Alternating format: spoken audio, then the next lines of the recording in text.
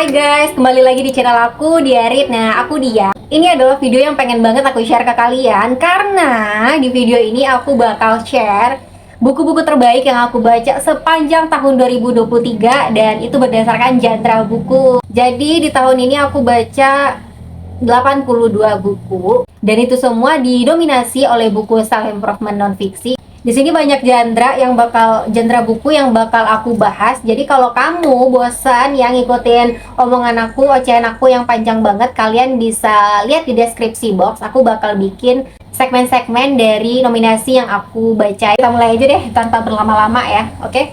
Yang pertama nominasinya adalah jeng jeng jeng, buku non fiksi self improvement. Di genre ini buku terbaik yang aku baca adalah ini dia bukunya, A Little Star Still Shine Brightly. Jadi ini adalah buku terjemahan Korea yang aku baca kayaknya di awal-awal tahun 2023. Karena aku bilang ya, aku zona nyamannya itu non fiksi dengan self improvement. Jadi aku suka buku non fiksi yang ketebalannya itu ya minimalis gitu ya. Karena aku pengen dengan bacaan yang tipis, aku dapat insight yang cepat gitu. Jangan sampai aku udah baca buku yang lama tebel gitu terintimidasi duluan sama covernya sama halamannya. Ujung-ujungnya nanti aku susah dapetin insight-nya, jadi malah bosan duluan. Ceritain tentang kondisi anak muda di zaman sekarang yang belum menjadikan dirinya sebagai prioritas utama. Nah, kebanyakan dari kamu mungkin emang zaman sekarang diri sendiri tuh mesti harus diprioritasin ya. Kayaknya ada hal lain yang harus dijadiin prioritas deh. Dengan kamu menjadikan diri kamu sebagai prioritas utama, kamu tuh udah menuju proses bahagia tapi dalam langkah yang sederhana, dengan proses yang sederhana.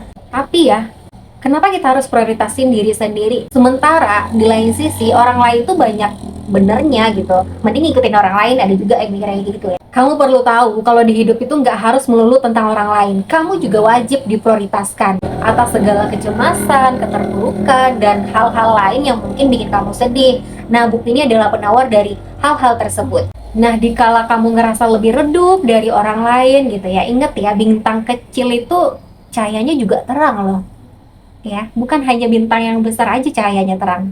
Oke, lanjut ke nominasi selanjutnya. Ada buku fiksi fantasi, kira-kira apa ya buku terbaik aku fiksi fantasi di tahun ini?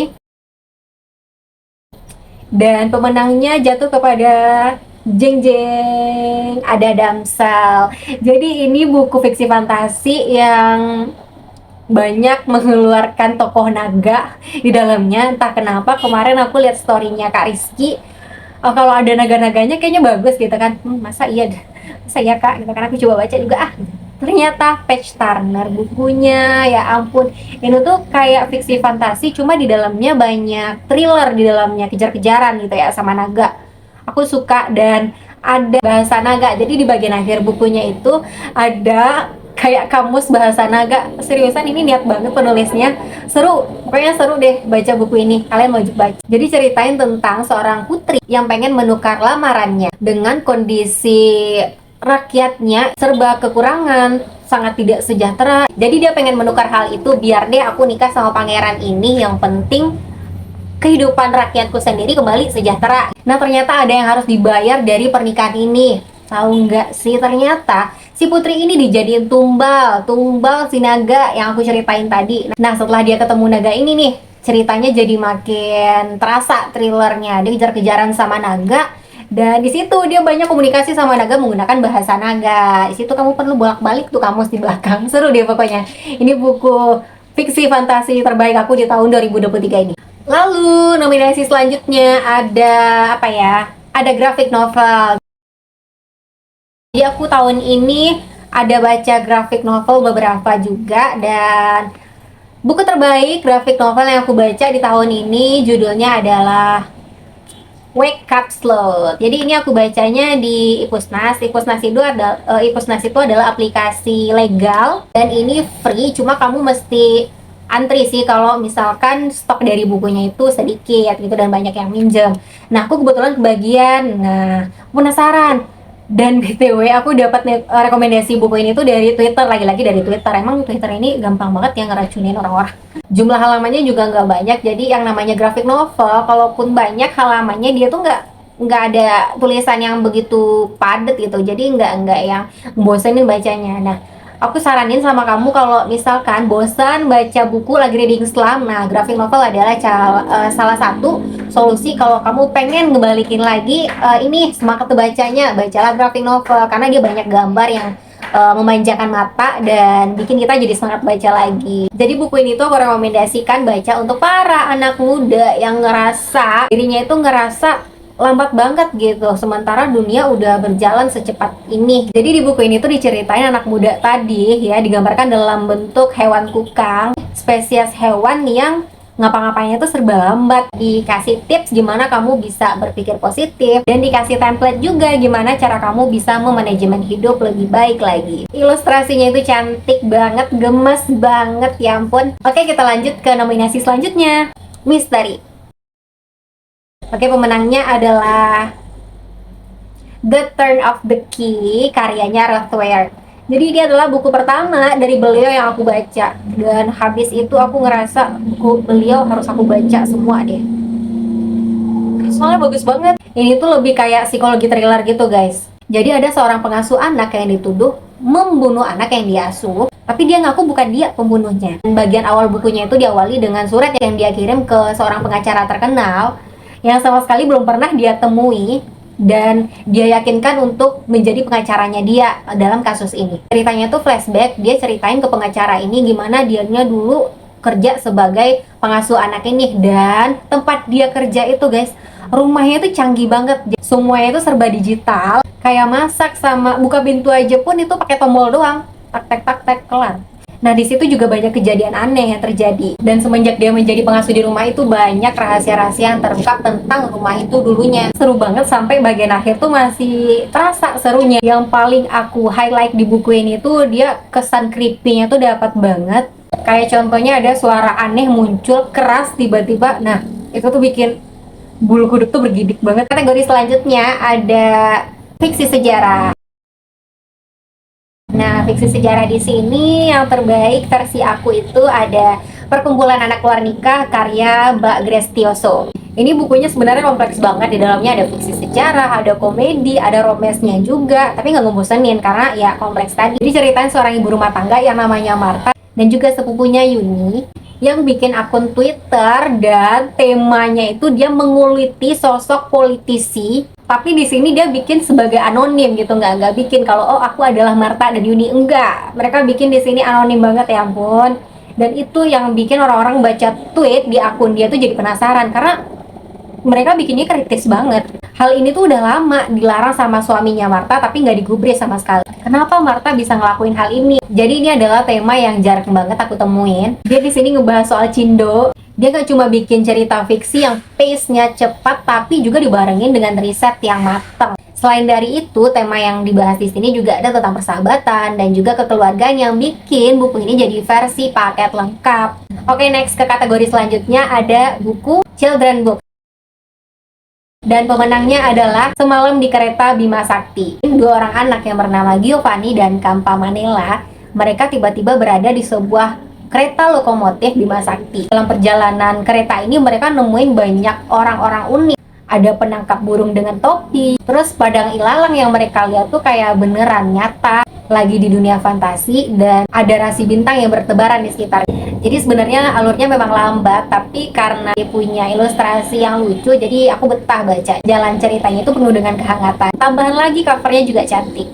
Kita masuk ke kategori selanjutnya, ada buku kumpulan cerpen.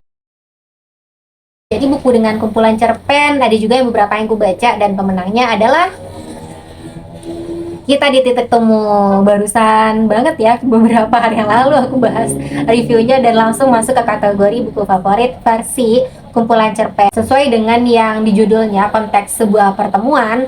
Nah, pertemuannya banyak, bukan hanya tentang persahabatan, tapi juga ada orang tua, anak dengan ibunya, anak dengan bapaknya, atau dengan sepasang kekasih juga ada. Banyak deh pokoknya. Walaupun ceritanya banyak, tapi aku nggak ngerasa terbebani karena ini adalah kumpulan cerpen. Jadi kamu bisa bacanya itu diselang-selangi. Kamu jeda mau cuci piring dulu juga bisa gitu kan. Kategori selanjutnya kita masuk ke buku dengan plot twist terbaik. Plot twist yang bikin aku tercengang-cengang gitu ya. Nah, Nah, di sini pemenangnya adalah, ada yang bisa tebak? Jadi pemenangnya adalah Second Sister. Nah, benar. Dengan halaman yang super tebal ya. Aku awalnya emang ngerasa terintimidasi dengan halamannya yang super tebal banget, kayak buku bantal, guys. Tapi terbayarkan tebalnya itu memang karena plot twistnya itu beranak pinak. Jadi bagus banget, kalian buat baca sih, tentang seorang yang bernama Xiuman yang tiba-tiba bunuh diri di lokasi sekitar apartemennya. Kakaknya kebetulan lewat sana pulang kerja dan dia nggak percaya kenapa adiknya bisa bunuh diri.